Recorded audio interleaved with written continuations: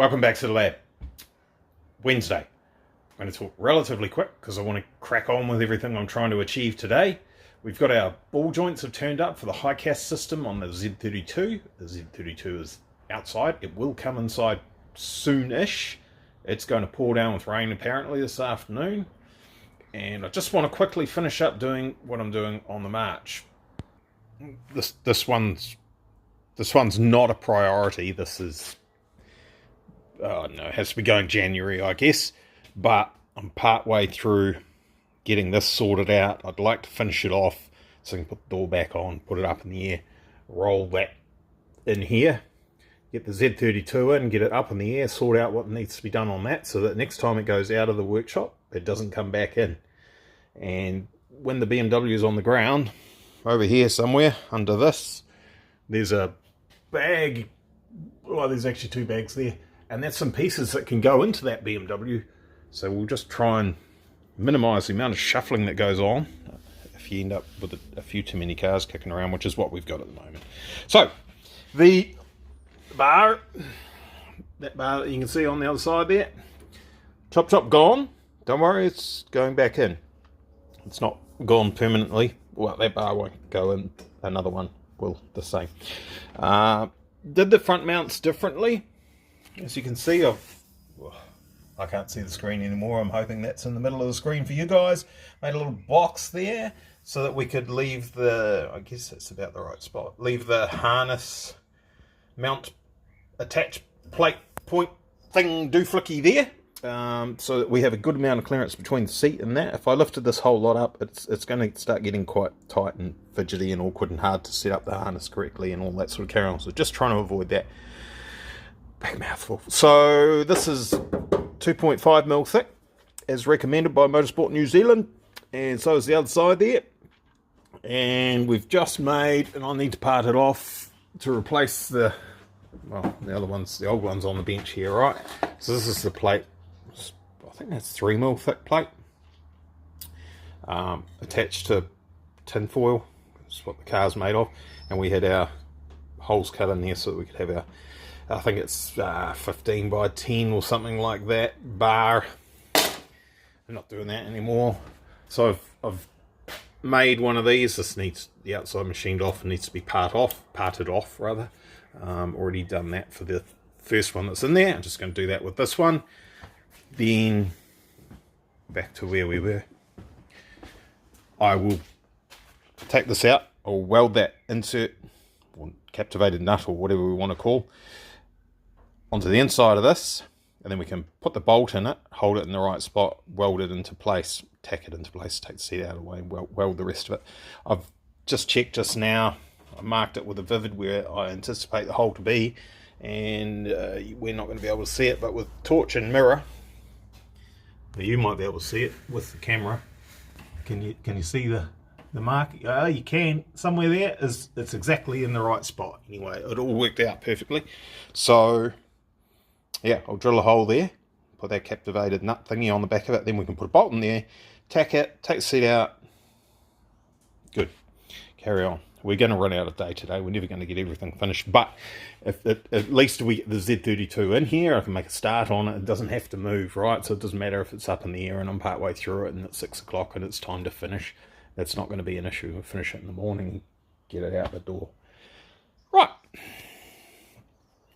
No, seat's not staying at that height. Remember, I talked about this earlier.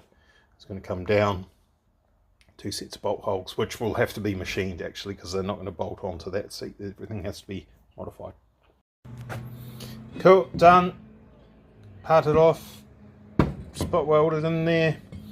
You want to have enough holding that so the worst case scenario, the bolt seizes in there and you have to drill it out and re-tap it or helicoil it or something like that. It's not going to bust loose in there, because then bad things happen at that point. I guess I'll write a little message in here, something about the current government of New Zealand or something. Someone might see it in 20 years time. Or not. Let's weld it in there.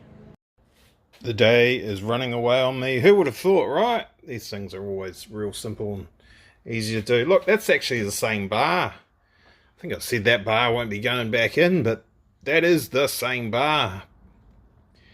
Lifting that up 55 mils at the end there has made enough of a difference that even trimming 5 or 10 off the end of that, so we've got a nice clean start. We haven't got something that's been welded and ground back and started again. And we could re-notch that with a nice fresh start there. And she's good to go. I'm feeling quite jaded, actually, quite tired. I've been flogging myself to death to get these videos out for you. But there we go. That looks pretty good. What does it look like from the other side? Check the feng shui from over there.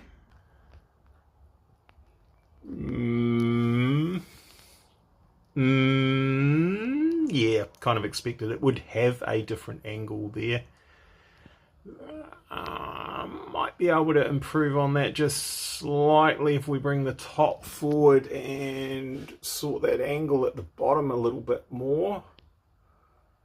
That might square it up a little. Actually, it was messy under that under the vinyl wrap. Okay, right, we're fast running out of day. The clock's lying again. It's saying it's like 10 to 3, but no, it's way past that. So, and the other thing that won't line up anymore is, well, you can't even line them up anyway. These are different angles now. This one here and that one there, different angles because different heights at the base. But that's all right. It looks yucky with all dirt and everything on it, doesn't it? I think red. I think this is all going red, honestly, because red goes faster. Is it Borat that says great success or words to that effect? We've got that. That thing there is back in there. It's like chopperization of the mounts, brackets rather. I literally can't move that anymore. It's kind of flexing the actual seat and not the brackets. She's rock solid. As rock solid as you're going to get, right? So heaps better than what it was. So that's good. It may still need, I think I mentioned earlier on, it's probably sitting a little bit more vertical than what it normally is. I think I tilt the back down one hole, and that may require, the battery is charged, yay. Might require slotting one of those on the milling machine, one on each side obviously.